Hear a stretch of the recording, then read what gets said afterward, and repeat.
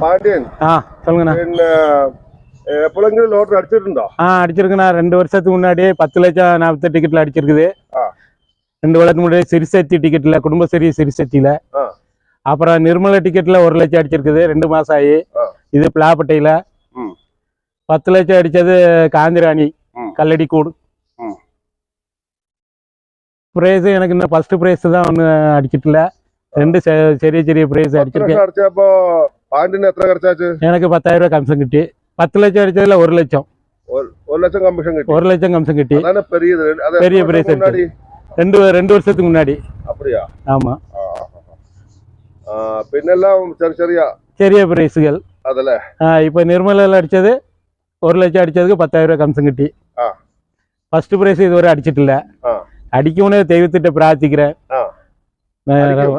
எனக்கு 3 சொந்த வீட்டுன்னா சரியா ஓட்டு போறதானா இப்ப இருக்குது. இதுக்கு முன்னாடி வாடகைக்கு இருந்தேன். தெய்வம் முத்தி முட்டிக்காம இப்போ ஒரு சொந்த வீடு வச்சு நல்ல நேரம் ஆகி ஒரு குழப்பம். மலையாளம் இல்ல மலையாளம் அறியாது. நான் வந்துட்டு இவ்வளவு வந்து 30 ஆயிட்டு மலையாளம் அறிஞ்சிட்டல. மதுரையில 10ஆம் கிளாஸ் வரை படிச்சு. 10ஆம் கிளாஸ் வரை படிச்சு. இவட வந்து கல்யாணம் கழிச்சிட்டு கூடி 3 பெட்டு முட்டில.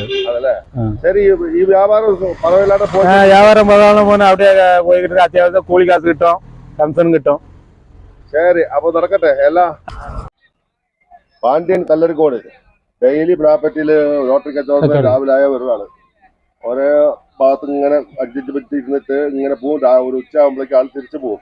പാണ്ഡ്യൻ ഇന്ന് കാലയിൽ എന്താ സാപ്പിട്ട്?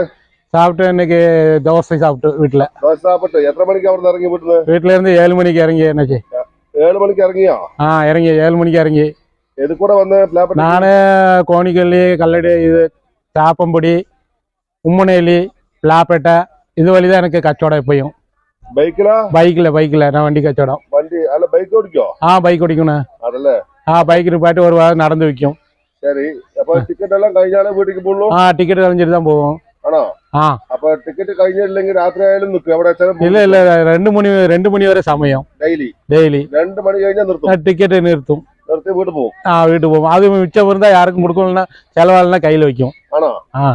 ഓക്കേ. இன்னைக்கு 70 ലക്ഷം ഭാഗ്യക്കുറി. അക്ഷയ എന്താ വില? 70 ലക്ഷം. ശരി, ഫസ്റ്റ് ഇവിടെ വന്നതല്ലേ? ഇവിടെ വന്ന് 70 ലക്ഷം. അത് എത്ര ഒന്നിന് വില? ഒന്നിന് 40 രൂപ അണ്ണാജി. ശരി, ഇത് 500 രൂപ പിടി. ചേഞ്ച് വേണം. ചേഞ്ച് തരാം. ഒന്ന് എടുത്തിട്ടുണ്ട് കേട്ടോ. ഓക്കെ. ഇതിൽ നിന്ന് ഒന്ന് എടുത്തിട്ടുണ്ട്. ശരി. ഓക്കെ. சரி, பேலன்ஸ் எത്ര? பேலன்ஸ் மிச்சம் 460 ரூபா உங்களுக்கு கொடுக்குது. எனக்கு திருப்பி வேணும். திருப்பி கொடுக்க. ஓகே. அப்ப பேலன்ஸ் தாங்க. நாளைக்கு ஒரு ஃபர்ஸ்ட் பிரைஸ் அடிக்கணும் இன்னைக்கு.